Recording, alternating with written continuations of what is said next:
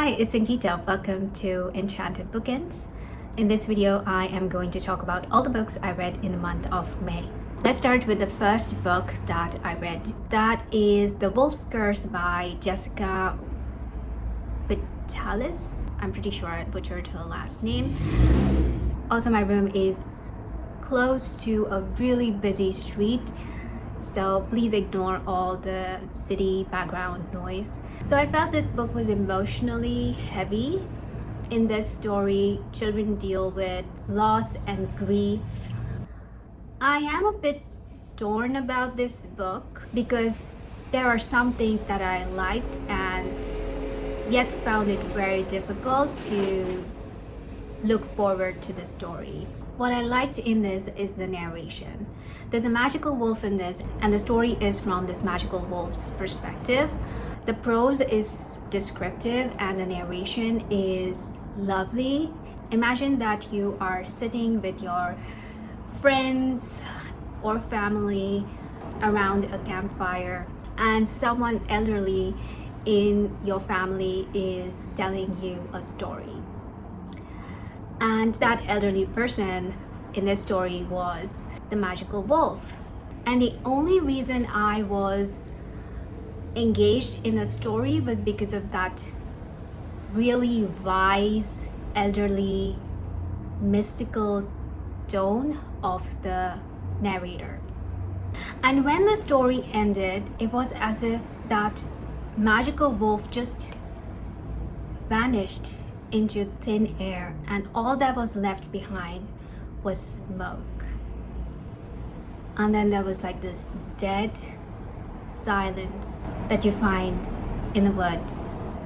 If you've been in the woods, you know, right? There are times when the entire woods or the forest, it just like stops breathing. That's exactly how I felt after the story ended. So the narration was lovely, it was beautiful, but at the same time, I just didn't find enough motivation to keep reading the story. At some points, I didn't know exactly why I was following these characters. It's set in a really beautiful seaside, fantastical village. There are also some rituals in this that deal with passing away or family. I thought the meaning behind it, the intention behind the rituals was really beautiful. I'd recommend this book to you if you're looking for a really well-written story that is emotionally charged and is a middle grade fantasy.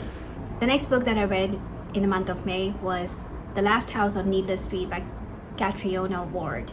I reviewed this book in my previous videos. If you want to check out an in-depth review of this book, I would recommend you head on to that video. But in short, this is a brilliant mystery. While I was reading it, I thought I knew where it was headed until I read the end of the story and was completely blown away. So it was a brilliant mystery. Moving on to the next book, Frankenstein by Mary Shelley.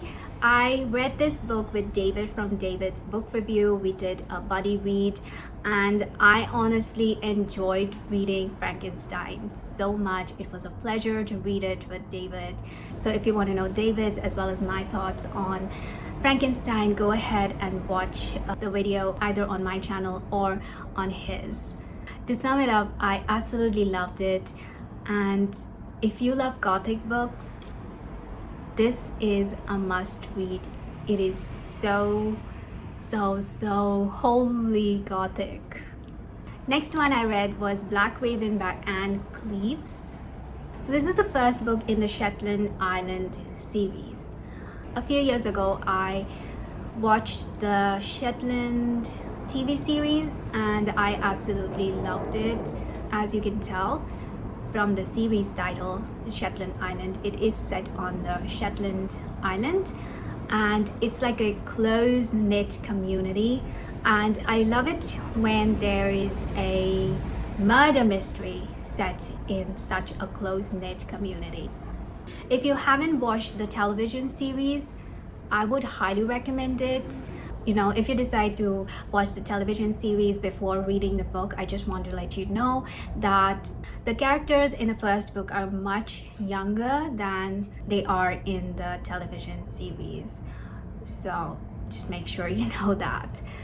I absolutely love the character of Detective Jimmy Perez in this. And in this one, the detective investigates a murder of a young, flirty, friendly teenage girl. And there are a lot of similarities between her disappearance and murder with another girl who had disappeared several years ago. And the prime suspect in this is an old, lonely man who is basically a recluse on this small island. So one thing that I really liked in the television series, well, other than obviously the detective, is the relationships the detective has, or the relationships between the people living on the island. And in this book, you see those relationships either just beginning or at their very preliminary stage. And that's one of the reasons why I did enjoy this book. If you're not into mysteries, I still recommend you at least watch the television series. The acting is brilliant. The landscape is just wonderful and so scenic, and it's just so unique. Now, the last book that I read in May was The Stopover by Tia Swan. Let me just begin by saying that this story was not for me. It's a romance, and I really don't know what category of romance this falls under. Possibly age gap romance, because the woman in this is in her mid-20s and the man is in his mid-30s. I think so. Not sure. I'm pretty sure there is an age gap. Even though I didn't like it, you might love this story. So in this book, Emily meets Jim on a flight and they instantly click. They have this instant connection. So they have a one-night stand, and the following morning, when it's time for them to part, Emily expects the guy to leave his phone number, some contact information. He doesn't, and she realizes it was just a one-night stand, and she is kind of heartbroken, but they go their separate ways. And I think 1 year later, Emily gets a job at a really big media company in New York. So when Emily shows up to work on her first day, she finds out that that guy that she had slept with a year ago is actually the owner of this media company that she is now going to be working for. And the guy then starts pursuing Emily, and the story goes from there.